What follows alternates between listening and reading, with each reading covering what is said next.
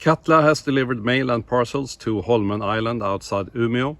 Jetpak has signed a Memorandum of Understanding with Grasshopper for drone deliveries in the Nordics, and more big cargo drones are coming.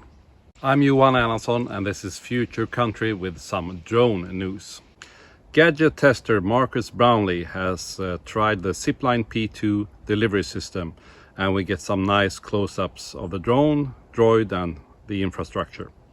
Zipline is reportedly online with deliveries from Walmart in Mesquite, Texas now, but I have not yet seen any real non-scripted footage of a delivery with the P2 platform with its unique controllable droid unit. Wing seems to have the upper hand with Walmart here, recently expanding drone home delivery with them from 15 to 115 stores. In China, Meituan has received a nationwide license to deliver by drone beyond visual line of sight, including over densely populated areas. This suggests that China is taking the lead in this area of technology as well, with the US following. The FAA in the US has just released a draft of the long-awaited Part 108 regulations intended to better support BVLOS operations. But Europe is not standing still either. SORA 2.5 will become applicable this fall. There is new airworthiness guidance available, and new means of compliance is out for consultation. Finland has introduced their national UTM system, Fintraffic Sky. It's based on the Top Sky Astra UTM platform. The Danish Prime Minister has signed a bill that will give airports the authority to shoot non-cooperative drones down. He also says it is crucial to have a national UTM system in place so you can easily tell which drone is cooperative and not. Norway is rolling out their UTM system this year, and Sweden is expected to roll out its UTM system next fall. Dufour made an impressive demonstration of their Arrow 2 hybrid drone, capable of carrying 52 kilo payload, at UAS Forum in Västervik in May. This will be very handy for emergency deliveries, but I think the two-stroke petrol engine will not be in line with current and future sustainability demands to allow it to reach a mass market.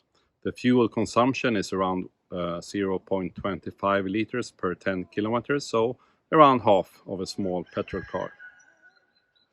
In June, Katla delivered up to 2 kilograms of mail and parcels per flight from Umeå to Holmön Island in a short test. I have not seen any detailed reports of the test, but what I heard it was successful. I think it's just a bit of a shame that the 5 kilogram payload capacity of the Katla 3 wasn't tried here in real-life operations. Our experience from the trials here in Torsby when we did home deliveries from rural shops was that at least 5 to 6 kilos is necessary if grocery deliveries is going to be a useful thing with drone, and I think also other types of express deliveries, spare parts for machinery, for example.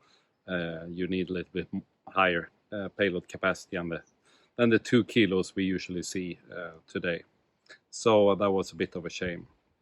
On the other hand, I'm not sure that drones will be the first choice in deliveries in the countryside in the future. I think ground-based autonomous vehicles will take the major part of those deliveries, as it will be easier, cheaper, and they can have a higher payload. Drone delivery will shine where you have very limited time, when the payload is small, or when you really do have a big advantage of using the sky as your road. And in this case, the Holmön case, Holmön is an island. The sky do have a very big advantage as there is no road. So that's an example of where drone deliveries is really useful. Moya Arrow has an interesting cargo drone design that resembles the Pivotal Helix and Skyfly X electric aircrafts with 2 wings and fixed propellers. They have now announced 2 versions they will produce, both available in all electric version. The Moya 256 will carry a 30 kilo payload and have a range of 160 kilometers in the all-electric version. The Moya 760 will carry 190 kilo payload and have a 190 kilometer range in the all-electric version.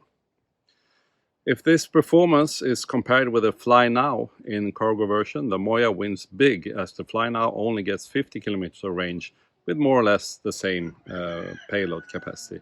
That's almost 4 times better. Exxon develops a drone that combines batteries, solar panels and hydrogen power fuel cells for long range and or long duration applications. They talk about 12 hours of duration. The fuel cell solution is delivered by H3 Dynamics. I really like the solar panels here. Why not get some extra range when the sun is shining and you have some wing surface to use? MightyFly Cento is a hybrid drone with a 50 kilo payload and an impressive 960 kilometer range. It has an automated cargo loading system that can pull the cargo in and out of the fuselage, secure it, and also balance it. This reduces the workload on the ground crew significantly. Jetpak has signed a Memorandum of Understanding with Spanish Grasshopper Air Mobility to develop autonomous express deliveries in the Nordics. The Grasshopper E350, targeted for certification in 2030, is a truly odd-looking bird, but with impressive specs if it ever becomes a reality. 350 kilo payload and 600 kilometers of range in a battery hydrogen hybrid. The electric-only version has 200 kilometers of range. DJI has released the Flycart 100 with a 80 kilo payload and 26 kilometer range.